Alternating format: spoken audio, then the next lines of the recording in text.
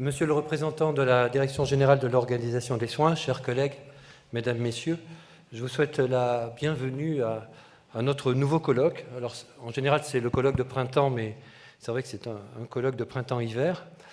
Colloque dont c'est la 4e édition aujourd'hui. Je me réjouis de voir que vous avez répondu encore une fois nombreux à notre invitation, et cela témoigne pour le moins de l'intérêt que vous portez à nos rencontres et puis au thème surtout que nous vous proposons. En 2010, ici même, c'était la GRH au cœur des réformes. En 2011, les 25 ans de la fonction publique hospitalière. Et en 2012, les pôles et la délégation de gestion. Alors cette année, nous avons choisi de traiter de la question de la gestion du temps de travail, et ce pour au moins 2 raisons. La première, c'est que la réforme dite des 35 heures a été mise en place il y a maintenant 12 ans, et que le moment est sans doute venu de faire un bilan de ce qui aura été pour les responsables RH une des réformes les plus emblématiques, pour ne pas dire les plus difficiles. La deuxième raison, c'est qu'après l'effervescence du début, le thème de la GTT semble peu intéresser le monde de la santé, et à quelques exceptions près. Je pense notamment à l'étude réalisée par EHESP en 2009 avec Sciences Po, et je pense aussi aux documents produits par l'ANAP. Bien, à ces exceptions-là près, on peine à trouver des travaux, des études, des recherches sur un sujet qui est pourtant aussi important et structurant pour nos établissements. Alors certes, l'hôpital n'a pas le monopole de la frilosité face à cette question que dans son dernier opus, Michel Rocard stigmatise comme étant le dernier tabou de la gestion de la politique sociale dans notre pays. Et pourtant, est-ce qu'il y a aujourd'hui un dirigeant hospitalier, un directeur des soins, un DRH qui ne s'interroge sur l'organisation du temps de travail, sur l'impact sur l'activité et les recettes, et puis bien sûr sur les conséquences concernant les conditions de travail? Tous les responsables RH le savent bien, gérer le temps de travail, ce n'est pas simplement gérer les plannings. Et à l'hôpital, comme ailleurs, et sans doute plus qu'ailleurs, nous avons à nous interroger en permanence sur la pertinence et la cohérence de nos organisations de travail. Je pense notamment, et ce sera évoqué cet après-midi, à la concordance du temps médical et du temps soignant. Alors, sans doute, le titre que nous avons choisi a-t-il pu paraître à certains un peu accrocheur, voire provocateur, mais nous sommes persuadés à l'adresse qu'on doit pouvoir traiter ces questions sans fausse pudeur, sachant qu'il en va in fine de la permanence et de la qualité des soins. Alors c'est donc pour répondre à ces interrogations que nous avons choisi de parler de la GTT. Nous avons voulu le faire de manière la plus complète, la plus objective et la plus argumentée possible, en laissant de côté, bien sûr, les considérations politiques et partisanes. Il ne s'agit plus de faire le procès des 35 heures à l'hôpital.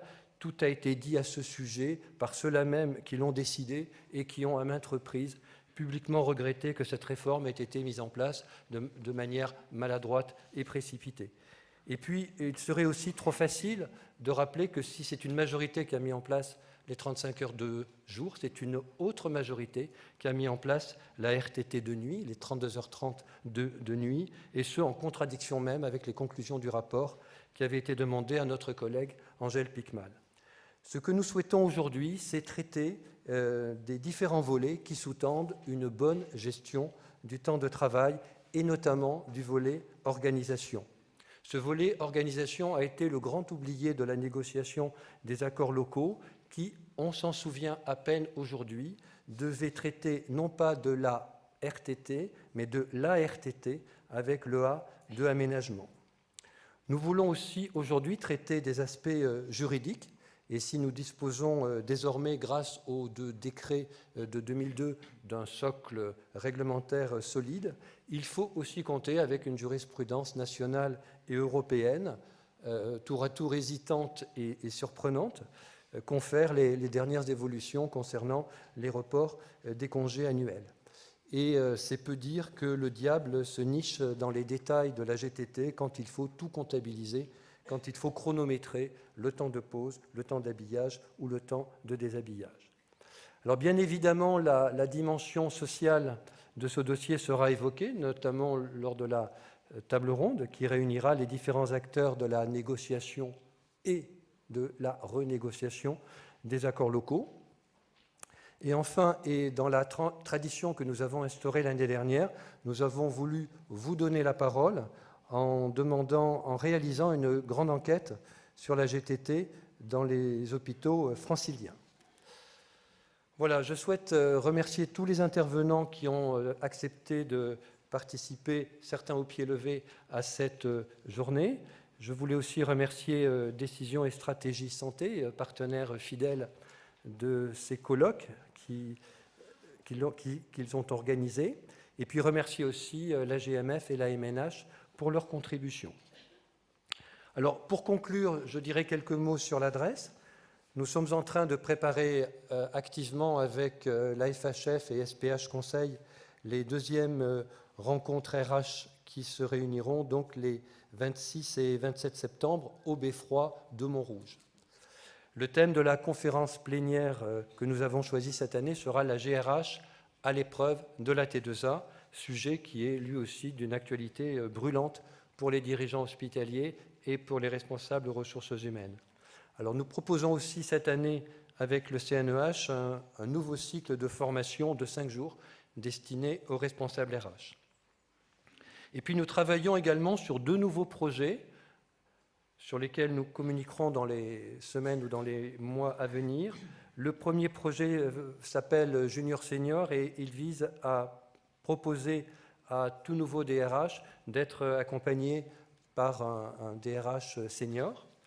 Et le deuxième projet concerne la remise d'un prix Initiative RH qui viendra récompenser chaque année une équipe hospitalière pour une réalisation innovante dans le domaine des ressources humaines. Et puis nous publierons enfin en septembre le 2e tome de notre ouvrage Réflexion et pratique RH. Alors s'agissant de notre organisation, je voulais rappeler que la dernière Assemblée générale a procédé à un renouvellement partiel des membres du conseil d'administration à la suite du départ de Christian Poinbeuf et de André Lucas, que je souhaite à nouveau remercier pour leur contribution à notre association. Aurélien Mollard est désormais vice-président de l'adresse aux côtés de Luce Legendre, et 5 collègues qui sont autant de nouveaux talents ont rejoint l'adresse. Donc je les cite dans le désordre: Fanny Martin-Borne de Versailles, Marie-Cécile Mosselin de Sainte-Anne, Nathalie Robin-Sanchez de l'EHESP, Jérôme Zontag de Créteil et Mathieu Gérier de Lens. Et Mathieu est désormais en charge de notre communication, Internet et newsletter. Puis je voulais dire aussi que la montée en charge de nos activités nous conduit à faire un premier pas vers une certaine professionnalisation en créant un poste de chargé de mission qui est occupé depuis le mois dernier par Dominique Sigan, qui est ancien DRH de Maison Blanche. Voilà, c'est donc une adresse renouvelée, renforcée, avec de nouveaux projets qui fêtera cette année ses 20 ans à l'occasion des rencontres RH le soir du 26 septembre. Merci à tous de votre soutien et de votre fidélité et je vous souhaite un excellent colloque.